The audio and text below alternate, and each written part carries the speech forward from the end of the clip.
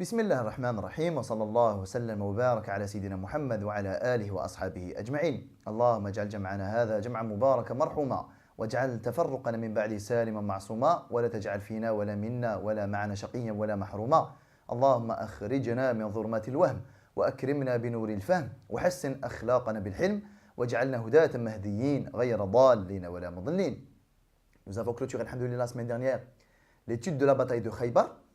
Et on avait dit que de toute façon, même avant la bataille de Khaybar, on avait dit que dans cette nouvelle phase post-bataille de l'Ahzab, le Nabi sallallahu alayhi wa sallam avait un objectif intermédiaire clair, précis et bien déterminé, celui de la conquête de Mecca, pour qu'ensuite il puisse élargir son message le plus loin possible.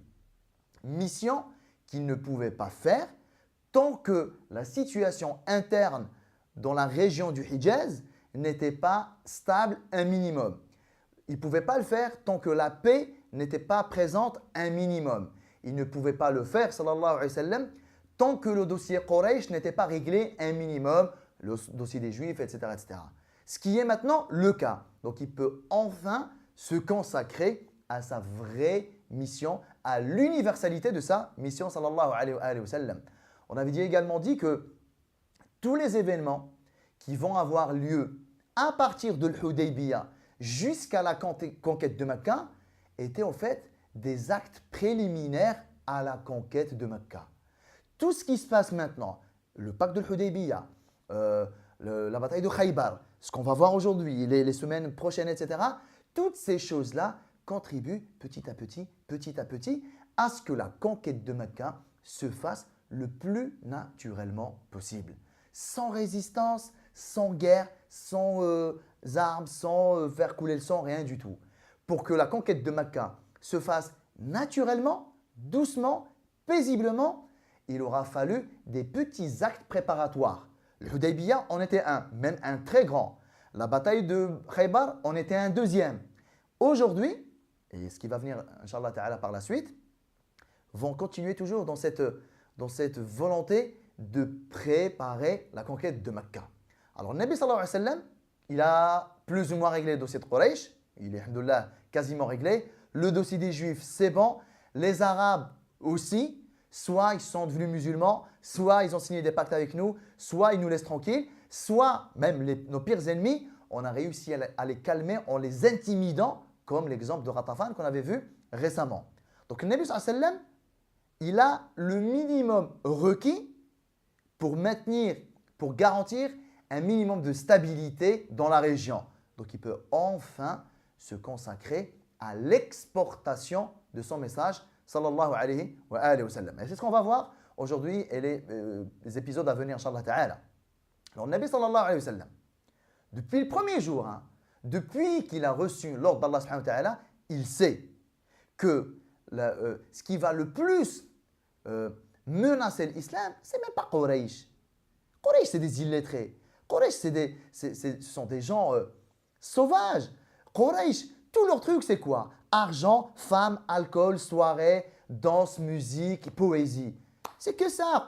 Quraysh, c'est comme des chiens qui aboient. Mais en vrai, Quraysh, ils valent quoi, franchement? Ils valent quoi du point de vue politique?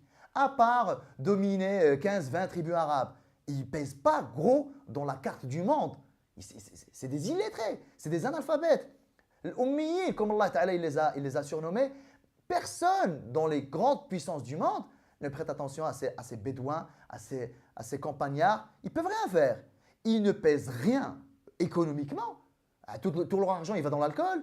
Ils ne pèsent rien militairement. C'est bon, voilà, 3-4 épées, 2-3 lances. Ce n'est pas grand-chose ça. Et ils ne pèsent rien du point de vue de la domination géographique. Depuis le premier jour, le Nabi sallallahu alayhi wa sallam sait que Quraysh, c'est une formalité.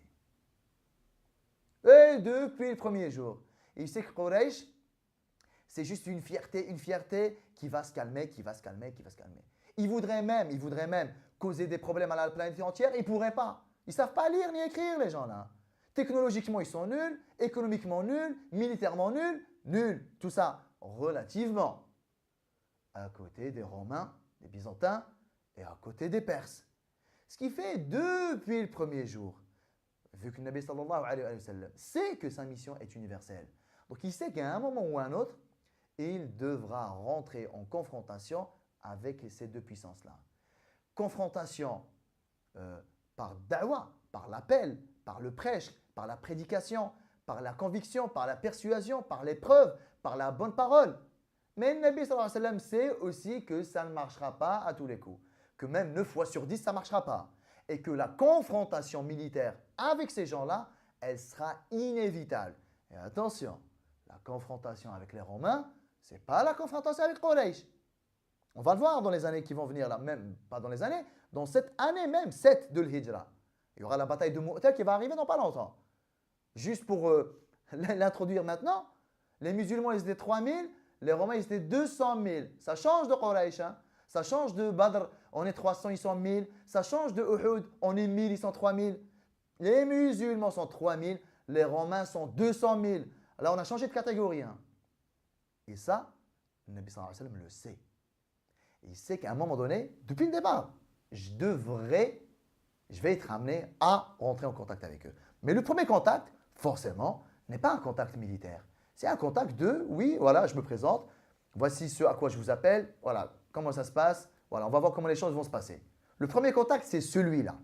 Pour ça, le Nabi sallallahu alayhi wa sallam, maintenant dans cette année 7, a fait le choix d'envoyer 6 hommes, 6 sahaba, radiyallahu anhum ardahum, aller porter un message à 6 grandes personnalités.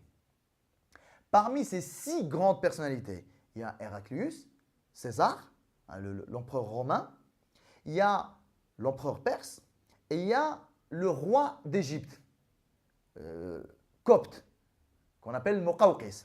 Donc il y a les 3 grands là, plus 3, on va dire 3 leaders arabes. 3 chefs arabes, 3 rois arabes si vous voulez. Mais en fait, les 3 rois arabes n'ont pas un royaume à eux indépendant. Ils sont rois dans leur royaume, mais leur royaume dépend des Romains. Donc aujourd'hui, on ne va pas parler de ça. On le détaillera, Inch'Allah Ta'ala, dans l'épisode de la semaine prochaine. Inch'Allah Ta'ala. Alors, il a envoyé 6 personnes à 6 grandes personnalités pour les appeler à l'islam et voir quel va être le retour. Qui est parti, voir qui, comment ça s'est passé, quelles sont les conséquences de ça, on le verra après.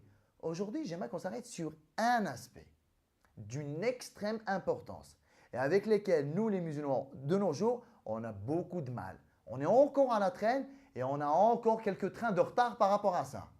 Le Nabi sallallahu alayhi wa sallam l'a compris il y a 15 siècles et l'histoire là, elle est réglée depuis tout le temps. Alors vous vous demandez comment ça se fait qu'en 2016, on en soit encore à vivre ce genre de problème. Le Nabi sallallahu alayhi wa sallam, donc il a sélectionné les personnes cibles, les empereurs, etc. Il a sélectionné les personnes cibles. Donc il devait sélectionner les personnes à envoyer. Il envoie qui?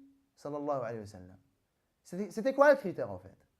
J'envoie le plus pieux, le plus connaisseur du Coran, le plus faqih. J'envoie qui? J'envoie Abu Bakr, j'envoie Omar, j'envoie Uthman, j'envoie Ali, j'envoie qui? Radiyallahu anhum ajma'in. Alors subhanallah, la question si aujourd'hui elle s'est posée, on allait envoyer qui nous?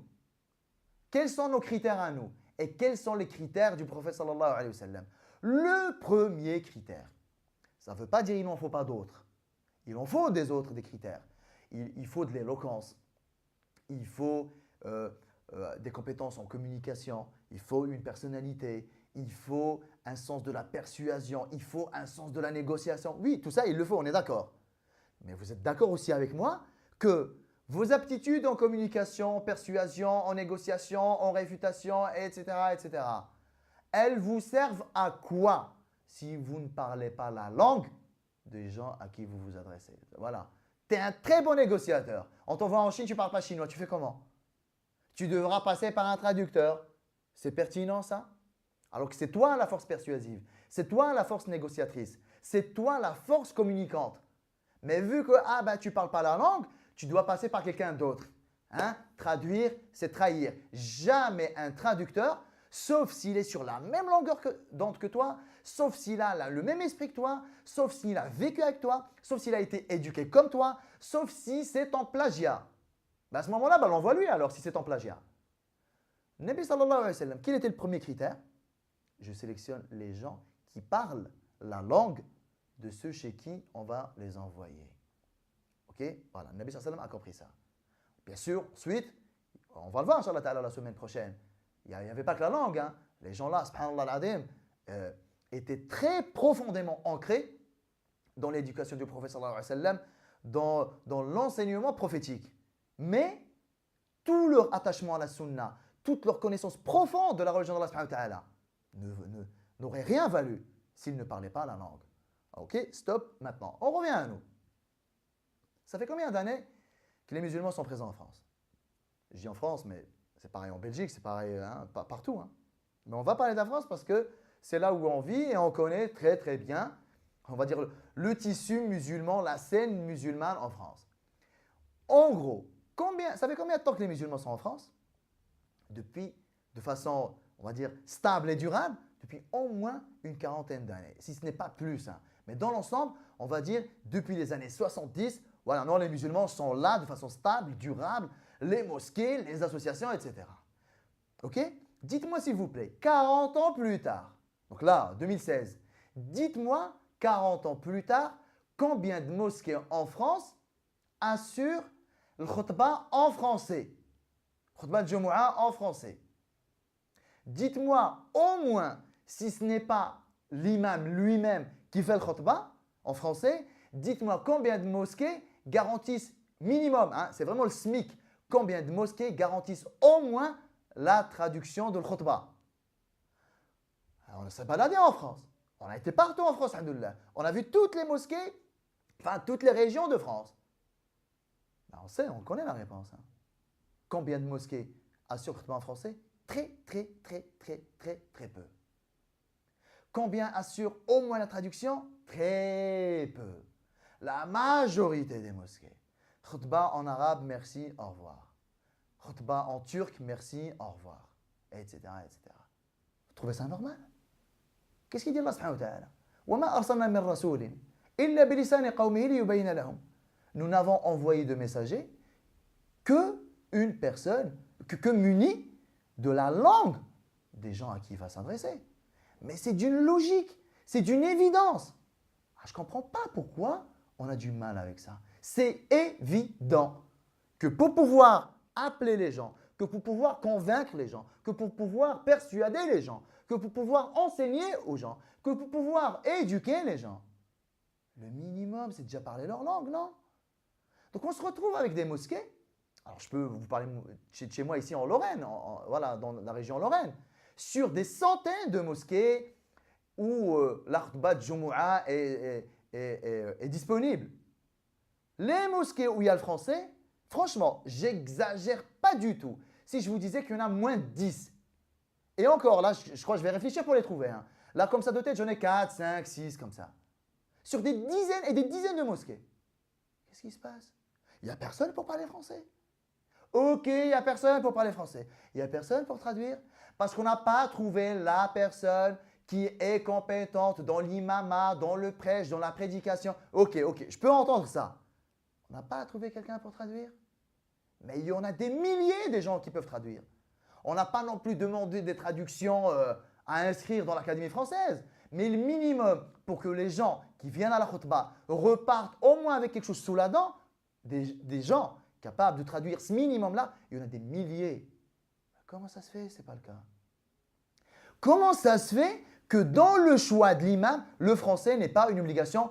Là, message à toutes les associations, à toutes les mosquées. Comment ça se fait que lorsque vous cherchez un imam, pour vous le français, bon, s'il y a, c'est mieux, c'est bien. Mais s'il n'y a pas, c'est pas grave. Comment ça se fait?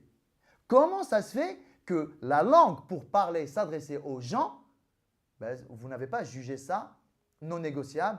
Bon voilà, c'est un petit surplus quoi. Machallah, l'imam là, il parle français. Encore heureux, on est en France, il a un public francophone. Ben comment on fait? Ben quelle est la conséquence de ça, franchement? Ben c'est quoi la conséquence? Généralement, je vous parle, voilà, on est des frères, je vous parle comme je me serais parlé à moi-même, comme j'aurais parlé à mes enfants, à mes amis, à mon entourage. La conséquence de ça, c'est quoi? On la connaît, hein? On va dans les mosquées, on sait comment que ça se passe.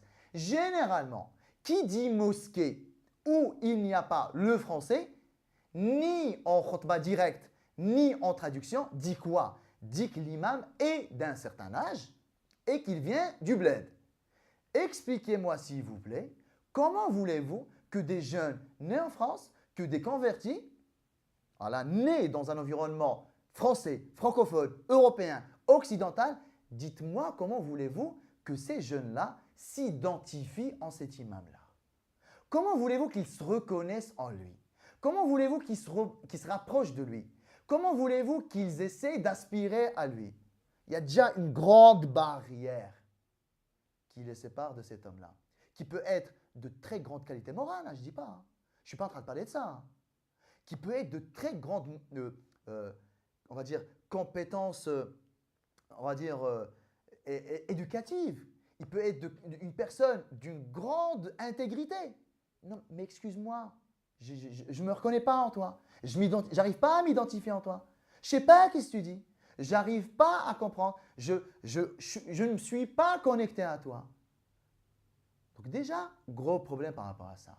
Alors, si les imams, les prédicateurs, les personnes responsables des mosquées et les personnes qui assurent des serments, tout ça, n'ont pas intégré le fait que ce jeune public-là, que ces jeunes, je dis jeunes, ça fait 50 ans qu'on est en France. Hein. Vous avez des francophones de 40 ans, de 50 ans. Ils sont plus si jeunes que ça. Quand on parle de jeunes francophones, parfois on a toujours l'impression des 15 ans, des 20 ans. Mais non, il y a des jeunes nés en France, ils sont nés dans les années 50, 60, 70. Il y a des jeunes issus, nés en France, qui aujourd'hui ont 45 ans, 50 ans, 55 ans et qui ne comprennent pas l'arabe. Ben eux, comment on fait? Ça fait 40 ans qu'ils vont dans les mosquées, ça fait 40 ans qu'ils ne comprennent pas le khutbah. Ben vous voulez qu'on construise une génération de quoi en fait? Une génération qui a passé les 40 dernières années de sa vie à aller à la mosquée, assister à la khutbah juste pour faire acte de présence. Qu'est-ce que le khutbah t'a apporté? Rien. Je suis là, en fait, et on aurait pu parler martien, c'était pareil. Qu'est-ce qu'on a construit au bout de 40 ans, subhanallah? Qu'est-ce qu'on a construit comme génération? Qu'est-ce qu'on a éduqué comme génération? On le voit. La conséquence de ça, c'est quoi? Je vous parle de ce qu'on voit de nos propres yeux. La conséquence d'une mosquée où il n'y a pas le français, c'est quoi? C'est que les jeunes, qu'est-ce qu'ils font? Franchement, tu te demandes si tu n'allais pas faire pareil. Qu'est-ce qu'ils font les jeunes qui ne comprennent rien à la khutbah? Le khutbah elle commence à 13 h ou à 14 h. Je sais que l'iqama elle est à 13 h 40. Je vais me pointer à 13 h 35. J'arrive pile poil avec dua, je tape mes dorkat et je rentre. Et moi, quand je discute avec les jeunes, vous savez ce qu'ils me disent? Ouais, mais c'est mec, qu'est-ce qu'on fasse? On comprend que dalle, nous. Attends. Voilà, je veux dire, bon, ok, le khutbah est obligatoire, on est obligé de faire acte de présence. Voilà, le minimum, c'est que je chope un bout du doigt et que je chope les dorkat. Voilà, je me suis acquitté de mon devoir. Le khutbah, qu'est-ce qu'elle t'a apporté? Mais tu rigoles, moi, ça fait au moins 5 ans, 10 ans, 15 ans. Je ne compte plus trop sur le khutbah pour. Les gens, ils ne comptent plus sur ça. Du coup, qu'est-ce que ça donne? Un attachement à la mosquée qui est nul. On vient comme si on avait une carte de pointage. Je pointe. Présent, ouais, j'étais là. Ok. Mais qu'est-ce que ça m'a apporté? Rien du tout. À cause de quoi? À cause de la langue. Dans la langue, il y a plusieurs choses.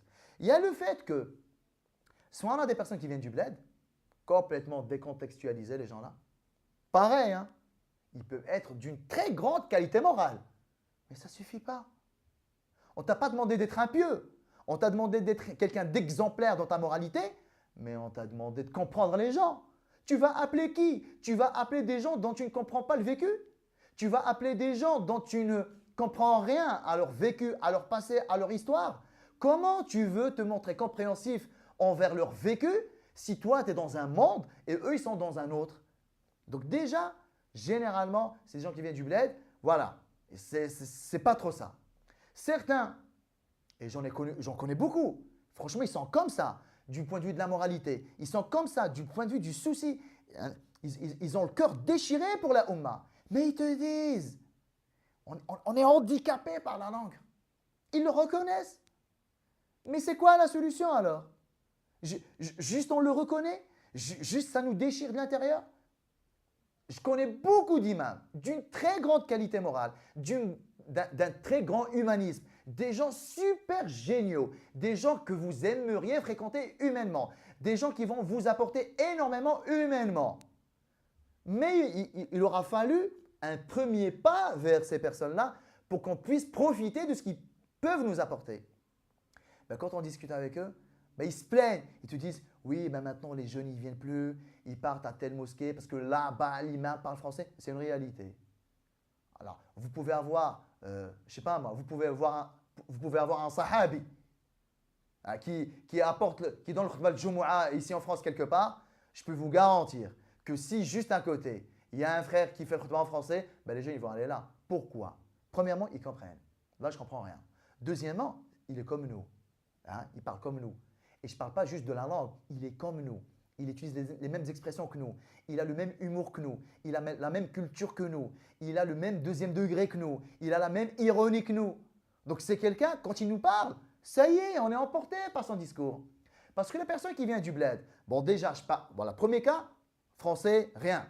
Vous avez une catégorie de personnes du bled, ça va, ils s'en sortent en français. Mais c'est très plat. Il n'y a pas d'émotion. C'est du français scolaire. Ben, c'est bon peut-être pour une conférence académique. Non, mais le khutbah de Jumu'ah, lisanul qawm, il faut parler la langue du peuple. La langue du peuple, ce n'est pas le subjonctif de l'imparfait. L'imparfait du subjonctif, je veux dire. La langue du peuple, ce n'est pas ça. La langue du peuple, ce n'est pas les figures de style, ce n'est pas les paraboles. On n'est pas face à Baudelaire et je ne sais qui. La langue du peuple, c'est la langue de tous les jours. La langue que les gens utilisent quotidiennement. Ben, on a besoin de parler de cette langue-là parce qu'elle est vecteur d'une culture commune avec le public. Et bien du coup, le public se sent directement concerné et se sent directement visé. Il y a une sorte de synchronisation. Quand tu parles, moi ça me parle. Parce que si tu me parles un français qui est au-dessus du mien, ben moi je vais te larguer. Alors je ne vous parle même pas de lorsque tu parles, pas le français quoi. Subhanallah. Alors cette histoire de langue, on peut en parler longtemps et à laquelle va falloir remédier le plus rapidement possible. Parce que qu'est-ce qu'on voit? Ben, les jeunes, ils vont à la mosquée. Les mosquées n'apportent presque plus rien du point de vue, je parle des mosquées où il n'y a pas de français. Les mosquées, elles n'apportent plus rien. C'est très formalité au fait. On dirait que c'est une obligation voilà, administrative. Tu as été à la Jumu'ah? Ouais, ok, c'est bon.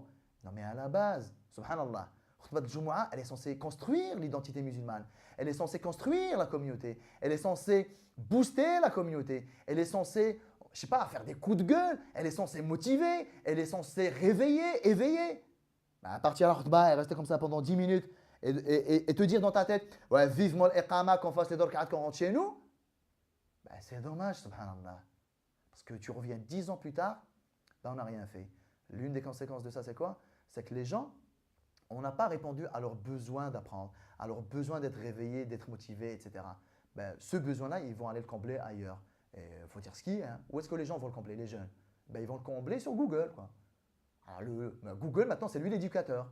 Google, c'est lui le prêcheur. Google, c'est lui, on va dire, le guide spirituel d'une grande partie de la communauté musulmane, quoi. Pourquoi? Ben, on n'a pas trouvé eau à notre soif et nourriture à notre faim dans les mosquées. Pour plusieurs raisons. L'une de ces raisons-là, elle est vraiment primaire. C'est que je ne comprends rien, moi, à ce qui s'y passe. Le Nabi sallallahu alayhi wa sallam, quand il a sélectionné ces 6 personnes à envoyer chez les Romains, chez les Perses, ben, la langue était le minimum. Ben, je ne vais déjà pas envoyer quelqu'un qui ne parle pas la langue de là où il ira. Ça, c'est vraiment quelque chose qui vraiment m'anime. Parce que ça déchire le cœur de voir des jeunes motivés, les pauvres, ils montent à la mosquée, tout ça, et tu te dis, subhanallah, les gens là, ils sont motivés, ils viennent à la mosquée tous les vendredis, et tu te dis, mais qu'est-ce que ça leur apporte? Qu'est-ce que ça leur apprend? Qu'est-ce que ça leur procure? Ben, ils sont là, ils attendent. Jusqu'à quand? Subhanallah.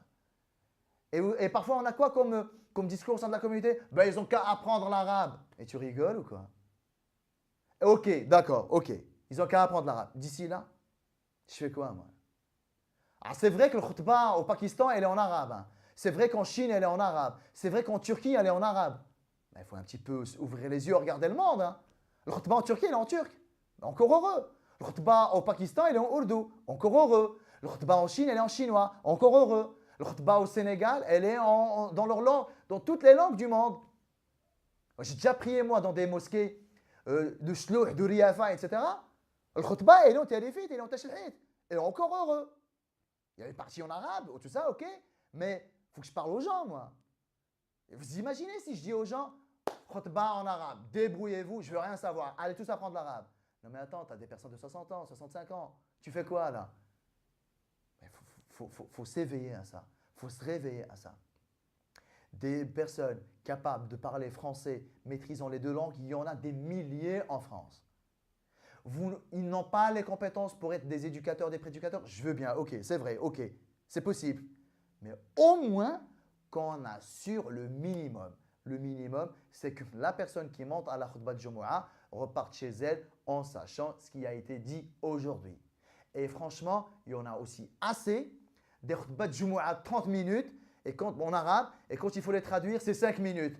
Grosso modo, les 2 tiers du public, il est francophone et eux se mangent 5% du temps accordé à l'arabe. Grosso modo, pour ne pas nous attarder, pour faire bref, ben tu sais quoi? Non, non, non, on a le temps. Nous, à la base, on est venu pour ça. Dans les conférences aussi. Hein. Vous avez une conférence d'1 h 30. Bon, très brièvement, pour les frères et les sœurs, 10 minutes. Ça fait 1 h 30 que le bonhomme y parle. Et nous, on se prend quoi? On se prend 10 minutes. Mais chez Chouma, ce n'est pas une honte, franchement. Surtout les conférences, c'est encore pire que le khutbah. Parce que les conférences, c'est les 3 quarts, si ce n'est pas 90% du public, c'est un public francophone. Très brièvement. Oh, subhanallah, on a laissé nos femmes, on a laissé nos enfants, on a trouvé des solutions de garde. On s'est plié en deux pour venir à la conférence de 2 heures pour nous avoir 10 minutes. C'est pas un peu irrespectueux envers tout ce public-là, franchement? C'est quand qu'on considérera le français comme la principale langue de da'wah et de prédication en France. C'est quand qu'on va considérer ça? Bon, l'arabe, ok, on sait à quoi sert l'arabe. Mais dans la vie de tous les jours, arrêtons. Hein. Dans la vie de tous les jours, tu ne parles pas en arabe. Avec tes collègues, avec tes voisins. Mais même à la mosquée, tu parles en quoi avec tes frères et tes sœurs à la mosquée? On parle en français. C'est la langue du pays. C'est notre langue. C'est notre langue maternelle, subhanallah. C'est la langue émotionnelle. C'est la langue dans laquelle on s'énerve. C'est la langue dans laquelle on est content. C'est la langue dans laquelle on est triste. C'est la langue qui nous fait bouger émotionnellement. Donc c'est la langue qu'on doit utiliser pour motiver les gens. C'est la langue qu'on doit utiliser pour donner envie aux gens. C'est la langue qu'on doit utiliser pour faire peur aux gens quant à ce qui les attend le jour dernier. C'est la langue qu'on doit utiliser pour donner de l'espoir aux gens. C'est la langue maternelle des gens. J'essaie de te motiver par une langue, déjà, soit tu ne la comprends pas, soit pas trop, soit un mot sur deux, soit c'est très plat. Et on attend quoi, franchement? Et on attend à ce que la Oumma se lève. Ah ouais, super. Non. C'est très plat, c'est très froid.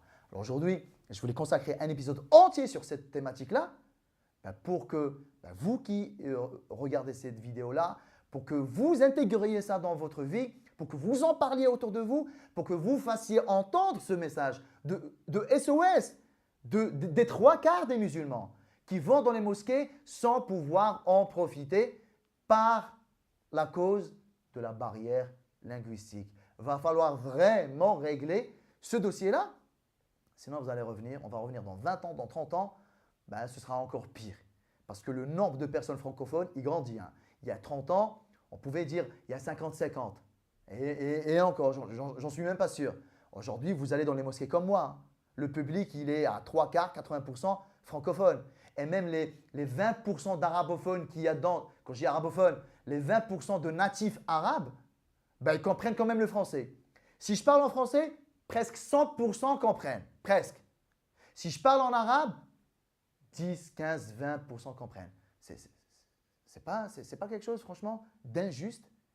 J'utilise une langue qui handicape 80% des gens au lieu d'utiliser une langue qui peut-être favorise 80%, mais qui quand même parle à 20%. Je veux dire, même les papas, même les personnes âgées, hein, ils comprennent un minimum le français, je suis désolé. Hein. Alors que l'inverse n'est pas vrai. Donc, à quand la fin de cette injustice? Voilà, c'est ce que je voulais dire aujourd'hui. Le vif du sujet, l'envoi des émissaires par Nabi sallallahu alayhi wa sallam à ces grandes personnalités romaines et persanes. On le verra la semaine prochaine, inshallah ta'ala. Wallahu ta'ala a'lam. Wa sallallahu sallam wa barak ala sayyidina Muhammad wa ala alihi wa ashabihi ajma'in. Je vous retrouve la semaine prochaine, inshallah. Wassalamu alaykum wa rahmatullahi ta'ala wa barakatuh.